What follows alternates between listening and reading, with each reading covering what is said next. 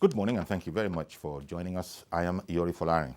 Okay, we kick off today with the sad news. It always is sad when talking about the passing of former U.S. Ambassador to Nigeria, Ambassador Walter Carrington. He was Nigeria's. He was the ambassador of the U.S. to Nigeria between 1993 and 1997, and before that, he had been the U.S. ambassador to Senegal from 80 to 81. Much beloved in Nigeria, and he was he was really invested in Nigeria. He even married into a Nigerian family. His wife Arese is from Edo State, and he was so integrated with us that he actually lived in 3 Nigerian cities. So Ambassador Carrington, now of blessed memory, going to be sorely missed. Social media, Twitter is all agog. Well, if that's the way to put it, but what I meant to say is that copious messages of condolence ranging from everybody, the high and the low in Nigeria. Everybody misses Ambassador Carrington. In that connection, I'm happy that we could reach Mr. Ayo Okpadokun, who is convener, founder of the Coalition of Democrats for Electoral Reform. We're so happy, Mr. Ayo Okpadokun, that you could make time for us this morning. Good morning. Good morning, sir. And good morning, viewers. Which one is sir? It's your boy, Yori. Good morning. Good morning. I salute you. Good morning, sir. And I was just saying, and I'm sure you'll agree, he was a friend of the democratic community, especially as it relates to its advocacy during, the administration of General Sani Abacha. I imagine that in that connection, you would have had plenty of interaction with him. I did. As the General Secretary of National Democratic Coalition at DECO, which was the main platform upon which all civil society, most civil society, retired nationalists, both military and civil, traditional rulers, student union women, religious and traditional rulers converged to wage a credible campaign for restoration of democracy in Nigeria. As the spokesman, I had to relate much more with Ambassador Carrington than most others. And I dare say that it came like a gifted instrument in the hand of God, really to assist the pro-democracy struggle in Nigeria when he arrived here. Let me say for once that it was painful to hear the news of his death, but the fact remained that he lived a fulfilled life. He really contributed significantly to the restoration of at least what we now have, which I regard as the civilian government in Nigeria, not the democracy. But for him, we were hamstrung by terrific barrage of General Abacha's diplomatic wall coercion, using money and everything. And he had people, inclusive of the current chief of staff of the General Buhari, who were claiming that what Abacha was doing was right, but like in the case of the execution of Kensarowiwa, they were painting Abacha white, that Kensarowiwa was just an ordinary criminal. So it was. I can tell you that, but for Ambassador Walter Carrington, where our struggle could have been much more tedious, we had an onerous duty to succeed in our democratic campaign, but it facilitated quite a number of things for us. Indeed. And that's why the fact that he had become part of us, he himself had a background of activism. Indeed. So much. So even before he was appointed as an ambassador, either to Senegal or to Nigeria, he was an activist. So he understood our language. Indeed. We were together with him in the trenches. Mm-hmm. I can repeat to you that he gave us opportunities of access to him, more than any other person has ever done as an ambassador to Nigeria. Okay. Now, as you were saying, as you were saying in there, his lineage, democratic lineage, if you want, it goes way back. Even when he was in school, one reads that even in his time in Harvard University, he was one of four that set up a black coalition that was later to become a nationwide sort of a movement organization. But I wanted to ask, we're hearing all these things from Nigerians, many Nigerians, highly placed Nigerians, including yourself.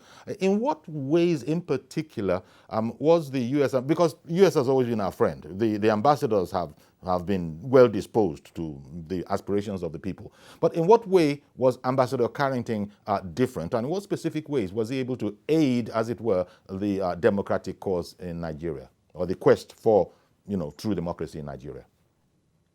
Specifically, let me give one or two instances that are critical. One was in 1996. It appeared as if President Bill Jefferson Clinton was shifting ground, was being asked in corner to start perhaps tolerating Abacha's gambit. On his way to South Africa, he fielded questions with the media, and he said if Nigerians accepted Abacha transmitting, well, that would be Nigeria's problem. There was very little that the US government could do towards that. It was our own critical and persistent and rigorous campaign that was carried through by Walter Carrington to State Department that forced Clinton to accept our position, that it was invidious for the United States to prefer the crude oil it was lifted in Nigeria to the democratic existence of our people and the civil liberties of our people. And he succeeded in convincing the State Department, and then they succeeded in changing Clinton's wrongly headed policies as at that time. And since thereafter, there was no more doubt as to where America stood in the support for our activities. Then let me say one more thing. When it became too hot, when Abacha unleashed his terror very much on our people, Ambassador Walter Carrington assisted quite a number of our big shots in order for them to be able to leave Nigeria. I'm honest with you. Okay. Quite a number of them succeeded in getting out of the country through the assistance that Walter Carrington and his officials gave to them. I can name the Commodore Dan Suleiman, for example. Okay. It was not easy. It was going to be picked up 2 days before. So a night before the 2 days, when the obvious security report got to us, he was determined to leave. So he was assisted to be able to leave, and he relocated to London. So those are the kind of things that Ambassador Carrington did. And when he became like a thorn in the flesh of Abacha, to the extent that Abacha government was harassing him. They were harassing the American ambassador in Nigeria. So the State Department had to warn Abacha to be careful. Okay. And they carried on to the extent that when the tour of duty of Ambassador Carrington was going to end, all the pro-democracy groups in Nigeria decided to send him forth Indeed. Led by the organized a sent for him against Thursday, September 18. And then we set the venue to be the home of our late distinguished leader, Papa Onasaya, a honorable member, former member of the Western House of Assembly. His house is on number 200 close, Surulere. Was the venue. Indeed. And as ambassador, the ambassadorial entourage was reaching that place. What will you witness? More than 2 or 3,000 of policemen, fully armed. They said we will not hold that event in that place. So you will see. I have the picture. Indeed. My point. Okay. Thank you for that. It occurs to me as you are speaking. Hello, sir. Hello, sir. As you are speaking, it occurs to me that even the authorities, because they couldn't but, even if it was grudging at that time, they couldn't but show him the admiration that must have been felt, because the U.S. consular section of the consular section of the U.S. Embassy is actually the street in front of it is actually named after him, 2 Walter Carrington Drive. 2 Walter Carrington Drive. How did that come about? We did well, but that was our own activity to show our gratitude when we formed government in Lagos. Okay. So it was not government that did that. Okay. It was done by Lagos State Island, which had authority to do that. Okay. This was during under our government. Okay, in the administration of Asiwaju Bola Ahmed Tinubu. Yes, we named that place Walter Carrington Crescent. Crescent, yes. Walter Carrington Crescent. Yeah, and I tell you what, why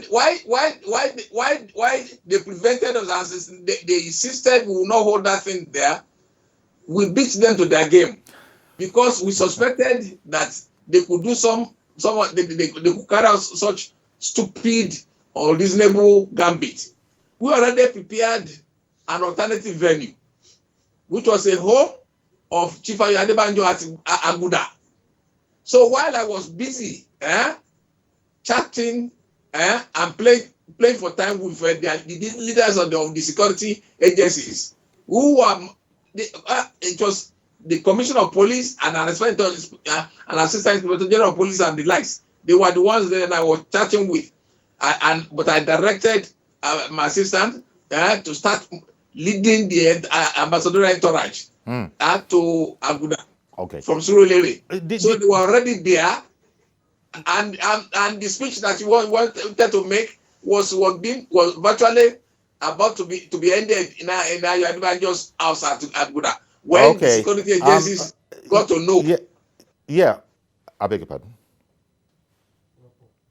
So we celebrated him, and he had visited Nigeria several times over since he left. Okay. He's going to be sorely missed. He's going to be very sorely missed. In fact, that indication you can see very clearly from comments of Nigerians on social media. He must have started a trend that I imagine has not been broken by other ambassadors of the U.S., even though his was sort of remarkable. He was a pioneer in that regard, perhaps.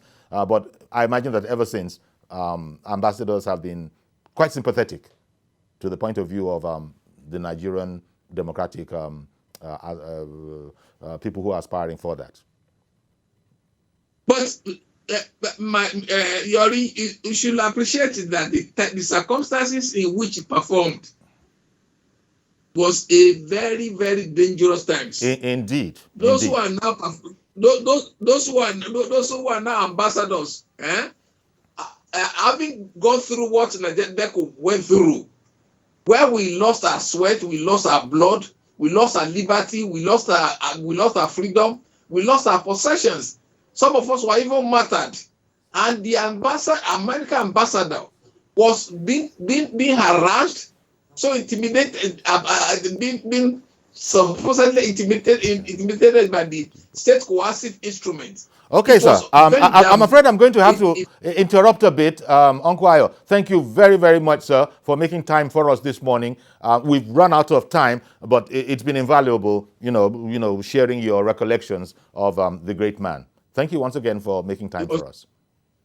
Thank you very much. All right, then. Okay, stay with us, please. We'll be right back.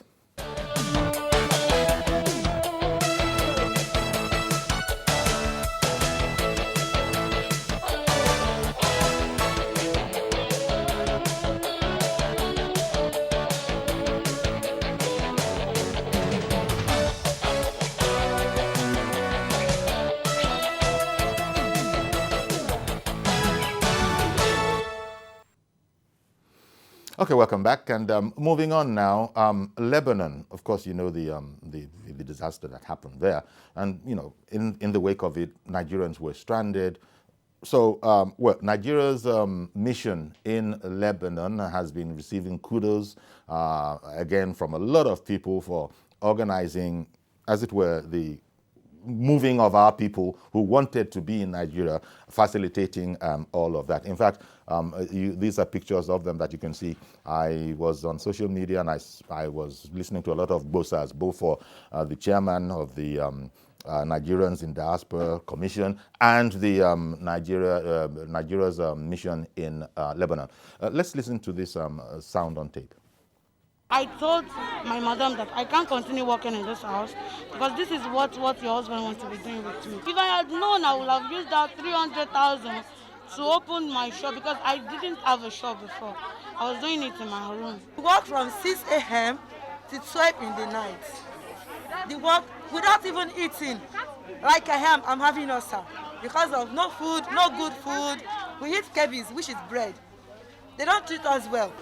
Big gratitude goes to the Lebanese ambassador to Nigeria, working with our Nigerian ambassador in Lebanon and the Nigerian mission in Lebanon, and a lot of NGOs who got together to make this happen, which our girls just have to stop going on these journeys. Now, Lebanon has stopped issuing work visas. So by the time this repatriation is done with, we hope that we're not going to have more girls crying on the streets and saying, save us. The government of President Buhari has done enough.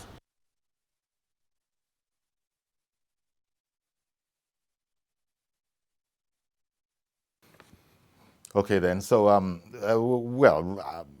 maybe most of you have also been on the internet, on social media, and those ladies, part of the section of which you saw, they were quite happy, and there were cheers all around. It just looked like they were delighted to be home. Now, as I had hinted earlier, the chairman of Nigerians in Diaspora Commission, Honorable Abike Dabiri, also joins us on the phone. Good morning, Honorable Chairman. Good morning, Mr. Uncle Yari. Morning. Great to have you with us. I was just seeing how you were being serenaded by some of those Nigerians, all of those Nigerians, and also from diaspora generally comments that kudos to you, kudos to our mission in Lebanon, kudos to the High Commissioner in Lebanon. It looks like a successful operation all around. Absolutely, it was smooth, it was seamless, and most importantly, there was happiness in the air. And that's why I keep saying that no matter how bad your country is, it's still the best place to be. And like you said, I also want to put on record the role of the Lebanese ambassador to Nigeria. Okay. Working with our ambassador in our mission in Lebanon, and a few NGOs who put money together, and then the Lebanese community in Nigeria who made all this happen. And then NEMA, took them away, gave them a nice accommodation, and then transport money to sustain themselves before they come back for their passport. So really, I was happy and they were happy. I see the joy of being Nigerian, the joy of being home. You didn't hear half of the comments. One of the girls said, I'd rather be selling guguru. Nigerians were ecstatic. In fact, some guy in his excitement actually called you something the most beautiful grandpa, the most beautiful grandpa in Nigeria. I said, look at the excitement, though. Now, what is the background to this event of our women wanting to come home? Was it because of the crisis that has happened, or, as they are narrating, bad treatment that some of them have experienced, or is it a mixture of the two? Well, I hope I have the time to explain a bit about it. Listen, they had been there. This is what happens. Somebody tells you there's work in Lebanon. You applied for, actually, they get the visas from Lebanon, through agents here. So they actually applied to work there. So their visas are not fake visas. It's not about going with fake visas. And like I told them, they are not prostitutes. They are not bad girls. They are in search of greener pastures. They get through these agents, will tell you, okay, there's work here. Then they go for the job. Now they get there and realize that it's not what they were actually promised. Meanwhile, the agent has collected about $2,000. So when you start working first, the first 5 months, you don't earn anything because your agent has collected what you should be earning. And I think they earn about $200 a month or so. Mm-hmm. So for 5 months, you don't earn anything because your agent has collected. And then the work you were promised to go and do is not what you're doing. So, and don't forget one thing. There are some Nigerians working there that are happy. Not everybody is distressed. Okay. So now I'm posted to somewhere, the guy treats me badly, I'm not eating, I'm taking care of the children, I'm taking care of the what, then they say they have to start sleeping with the man. And I don't want to do that. Mm-hmm. So really, it's a case of we should be asking, who are these agents? Look, these girls are back. More are coming back this week. I think we're expecting today too. But the question is how do because the figure we have is that 94 of them have arrived. What's the total number that you have? We have 150. Another 90 something will be arriving today. Okay. They are still doing their security clearance, and another will be arriving next week to Abuja. Now, when this is done, we don't want people coming to say, oh, look at us, we're stranded. Now, one of the things we have done is Lebanon has stopped issuing domestic visas for domestic work. So you can't go to Lebanon to say you're going to do house girl and all that anymore. Only professionals. And the key thing is, where are the traffickers? We need to, NAPTIP is working hard at that, but NAPTIP needs to arrest the traffickers. Let's see them the way you see drug dealers. We don't see them. Those are the dangerous people, and they work here, is a strong cabal, and they are making a whole lot of money. So yes, pre-COVID, don't forget that they've been coming back pre-COVID in bits and pieces. And then don't forget also that some time ago, President Buhari, set up a team that brought back almost 10,000 from Libya. The same issue of trafficking. But for these girls now, it's like, okay, 1 today, 2 tomorrow, 3 tomorrow, that are becoming more. Now, finally, all who want to come back. There are some who are still there who don't want to come back. All right. Let's realize that. But those who want to come back, they've been profiled, and hopefully they'll all be back. And it's also instructive that at least in terms of relations, because we also have significant ties with Lebanon, because even in Nigeria, you see Nigerian Lebanese sort of organizations, whether it's schools, whether it's restaurants. You had also shouted out to them that they needed some kudos too. The ambassador in Nigeria apparently was quite helpful and cooperative in the whole exercise. And the Lebanese community in Nigeria too. That flight was a free flight. They didn't pay anything. It was a free flight. Where did the funds come from? Who donated the funds? That's what I'm saying. The Lebanese ambassador in Nigeria, our mission there, who were able to pull a few resources together. And then there were NGOs, the members of the Lebanese community. Everybody pitched in. And then even religious groups in Lebanon, and even some Nigerians in Lebanon who, show so much interest in their citizens. So put money together. Now, Middle East Airlines gave a very reasonable discount. Ticket was about $500 rather than the normal high fare. So that is why I'm sure there will be 2 more flights to bring them back, at least 2 more flights. All under those very highly favorable conditions, still applying? Yes. Oh, well, they are home. So and then you also spoke about Lebanon has stopped issuing these domestic servants visas. Is that as a result of the intervention of your commission, or this is something that they just arrived at themselves? No, we've been engaging with the Lebanese ambassador. Like I said, we've had a great working relationship with him, and he's shown so much passion to ensure that this stops. Because you see, Lebanon themselves, they don't want to denigrating their citizens, because it's not fair to actually generalize, and that's the truth. So one of the decisions taken was that, okay, these people going as domestic staff, stop their visas. And by stopping their visas, you're stopping the agents who, because these girls don't go directly to just apply, there's an agent in between it. And then also on our own part here, it's important that the Ministry of Labor and NAPTIP does something about these agents. Where are they? How do they get their licenses?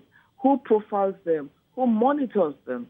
And then another important decision taken between the Lebanese government and the Nigerian government, and in fact all in Lebanon by the Lebanese government, is that now our mission, for instance, we have the names of all registered agents in Lebanon. Okay. So that if Uncle Yori, for instance, goes to Lebanon one way or the other, they'll have the record of the agent that took you there, his details and everything. So if anything happens to you, they call your agent. So there's now been a better documentation of the agents involved in staff recruitment. Because recruiting staff is not the same. It's just that some don't do it properly. And then, like you said, your house, somebody comes to me as a house help, I treat him badly. And he says, I want to get out of here. Then I say, I've paid $2,000 for you, you're going nowhere. And then the crisis starts. There are still some that are left behind, that may be left behind, but the mission is working on that because they have immigration issues. And then let's also tell ourselves some home truth. There are some of them, at the end of the day, when it's time to check their security clearance, their names do not tally with their passports. And Nigeria has a very, very, very good passport biometrics. So you find that, okay, your name is Titi Johnson, but your real name is Titi Johnson, but on your passport is something else. Yeah. So that has to also be done and profiled, and they have to reveal their real identities before they're allowed to return.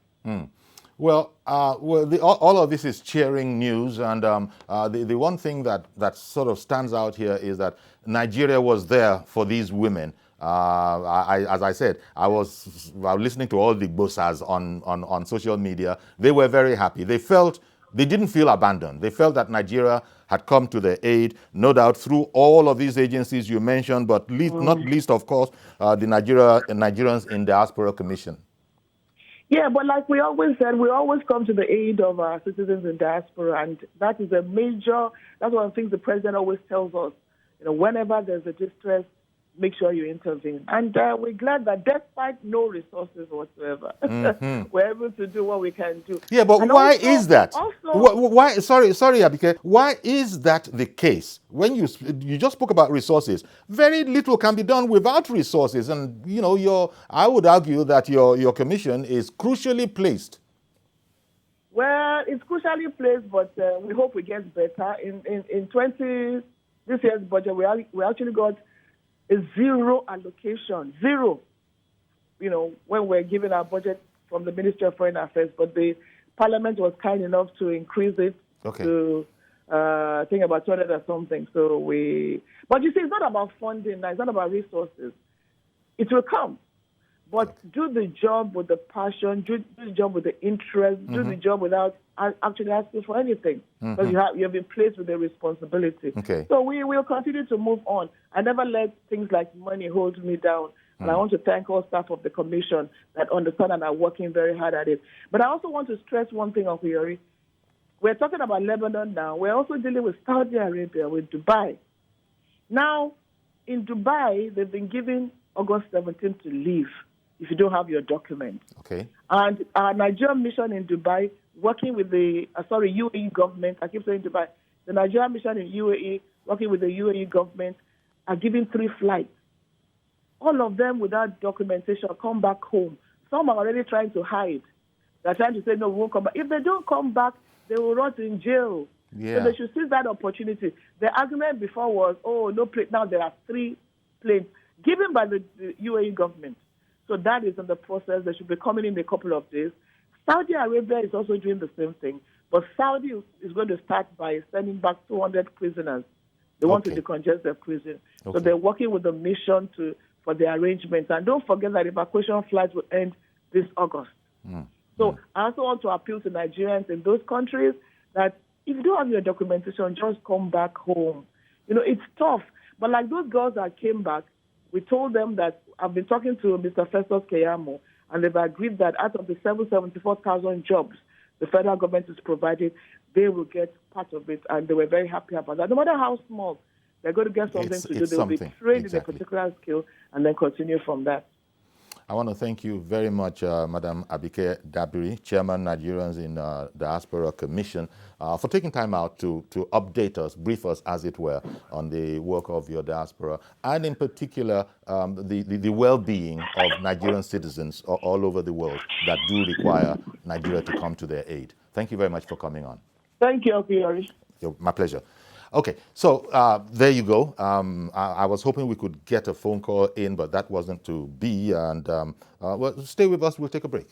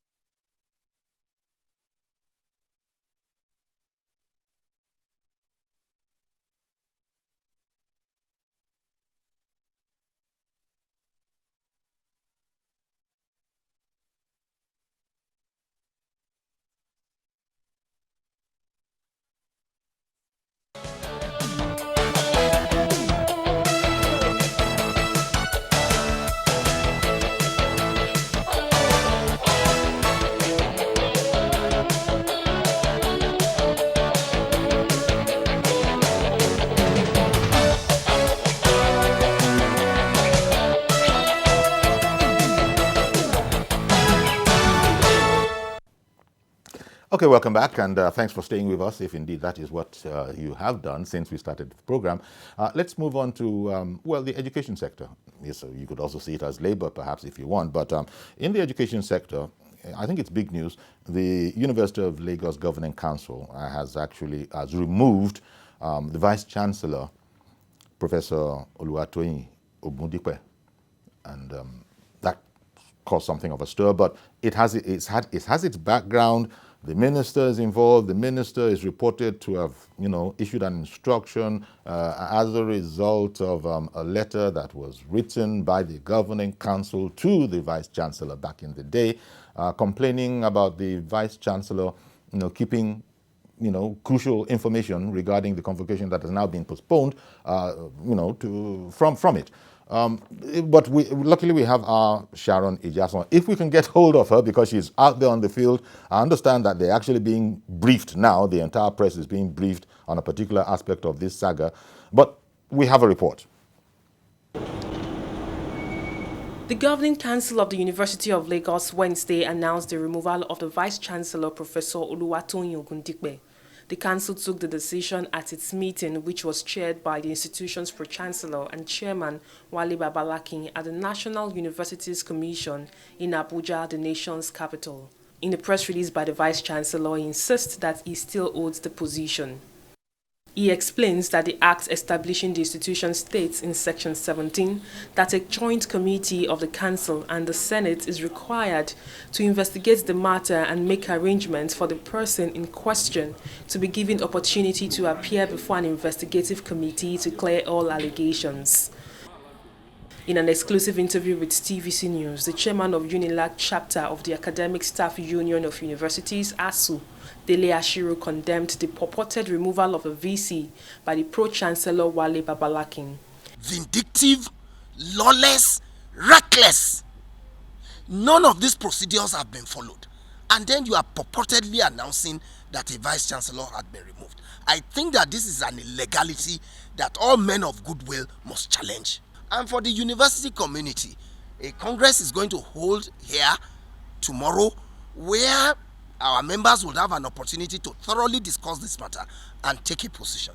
Once a position is taken, you can be sure that the leadership of our union will implement that resolution to the letter. He affirms the confidence of ASU in the leadership of Professor Ogundipe as the Vice-Chancellor of Unilag. It will be recalled that the institution's 51st convocation ceremony was postponed over alleged rift between the governing council and its administration. Sharon Ijason, TVC News, Lagos. Thanks to Sharon Ijason. As you could see, it's dark there, so she's been working on this report for quite a while, and she's still at it. We would have been able to speak with her, but for the fact that I understand that they're being addressed right now.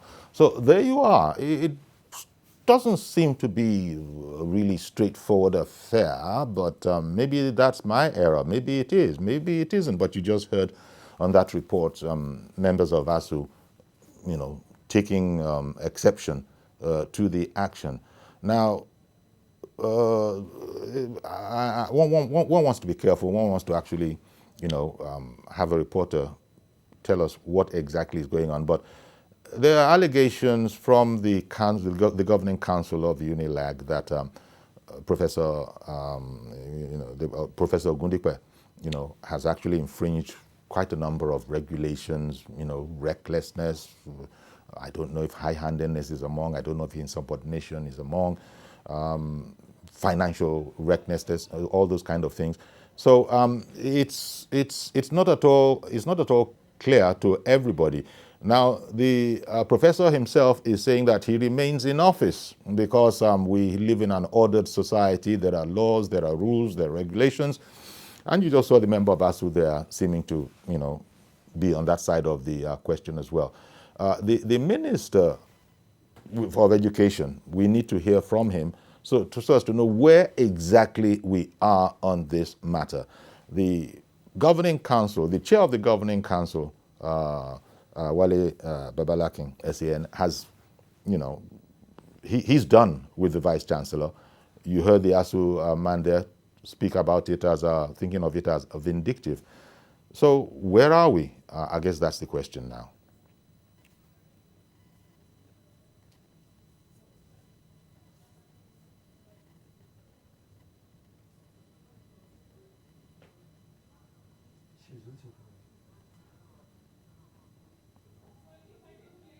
It's about the update of what is happening at the University of Lagos, Idi Araba. The Senate had an emergency meeting about some few minutes ago, and the person, Professor Choma, who chaired the meeting, has passed a vote of confidence in Professor Oluwatoyin Ogundikpe, and this is to counter the information that was released earlier on at about 12 a.m. today that states that a new person has been appointed as the VC of the University of Lagos. Right now, as I speak, the Academic Staff Union of University is also briefing journalists and also members of the academic team, and all the other unions, including SANU, NASU, are actually on ground, and they are all speaking in one voice, saying that they want the Vice Chancellor, Professor Oluwatoyin Ogundikpe, to go on as their Vice Chancellor. And they also said that they passed a vote of no confidence. That's the Senate at the emergency meeting today, passed a vote of no confidence on the Pro-Chancellor, Dr. Wale Babalakin. Any ideas on what the Ministry of Education and indeed the Minister of Education thinks about all of this?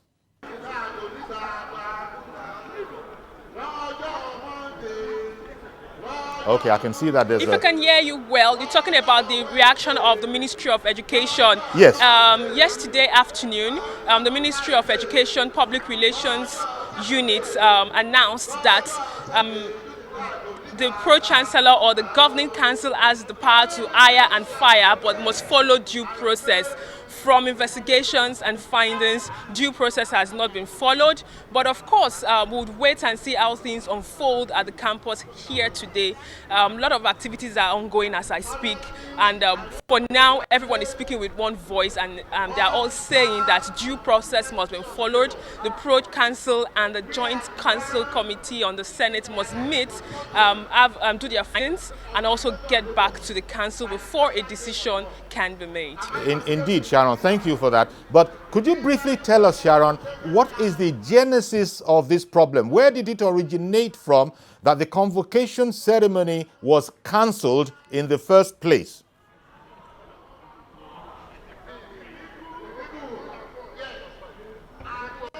Well, I can't hear you clearly, but the council meeting was held in Abuja yesterday. Ideally, it's supposed to be held at this council chamber here at the University of Lagos. But the council meeting was moved to Abuja, and it was an emergency council meeting, which the initial intention was to approve the 2020 budgets of the University of Lagos. Okay, I'll take that too. But as you said, you couldn't hear me. I wanted to ask if you can recollect briefly the details of how this whole palaver started before COVID-19 hit.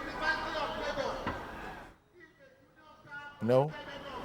Okay, you're talking about COVID-19? I'm talking about the origin of the problem between... Of course. I'm talking about the origin. Can you tell us the origin of the problem? Why does the council, the governing council, have a problem with the Vice Chancellor?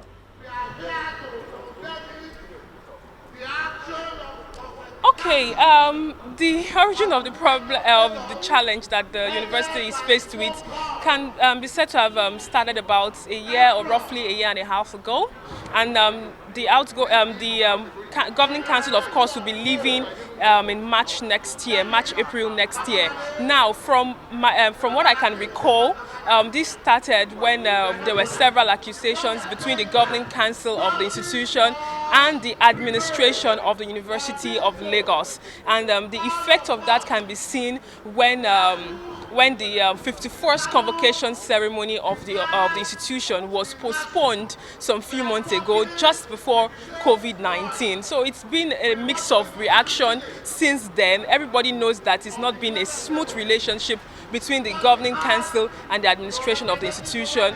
But of course, maybe with these developments, maybe both parties will be sat down and probably there will be a solution to what is on ground. The university community, they are fully on ground. It's only the students that are not on campus, and of course it's because of COVID-19 and the school shut down.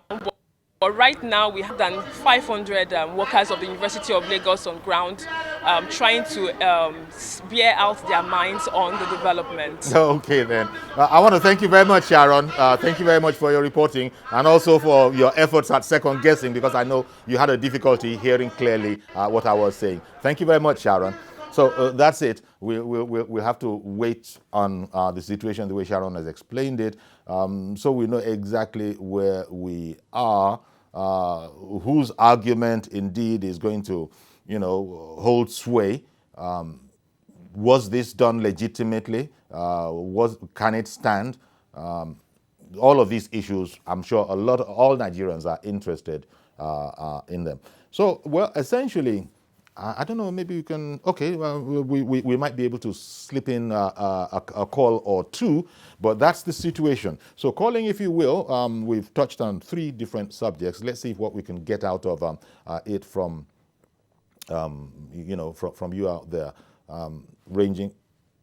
Well, Mr. George, constant as the Northern Star. Good morning, sir. Thank you for calling in. Good morning, Uncle Yori. Uncle Yori, I don't know if you can give me 90 seconds to recap my views on all you have discussed. Go ahead, please. Number 1, sir, I don't know when it became the duty of a governing council to hire and fire vice chancellor. It is the president that appoints and removes vice chancellors. So they should allow due process. I don't care about what brought it about, but they should follow due process. Okay. And that gives me the opportunity to tell Mr. President to, take interest in what his ministers are doing. It has happened in other parastatals. A minister would be removing or threatening to be the appointer and the remover of the head of a parastatal under his ministry. This is not allowed by our constitution. The president should ensure that it doesn't become a norm. Then, in the case of, I've been following Abike Dabiri from the days she was on NTA Newsline till today. And I used to wonder, why is she not our Minister of Foreign Affairs? Because, Uncle Yori, if you look at the trend since she came on board, she's the one doing that job. She's the one, and the person doing the job should be given the position. Ambassador Walter Carrington exhibited American values. I don't know how America came about a person who has virtually eroded American values, and he is the president of their country. If he was the ambassador in the present America, I don't think he would have been able to do what he was doing in Nigeria at that time. I just want to summarize it. Indeed, you've done a great job of that. You actually touched on the 3 subjects. Thank you very much, Mr. George, for calling in. I don't think, even though you kept to your word, I don't think you took much more than 90 seconds. I'm not sure that we can slip anything else in. We have to go now.